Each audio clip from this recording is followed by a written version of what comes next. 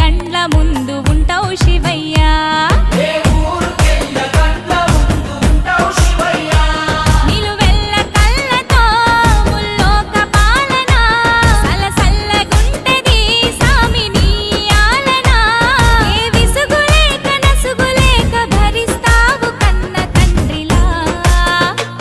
కంటాన నల్ల నాగు నీ కంట ప్రేమవాగు.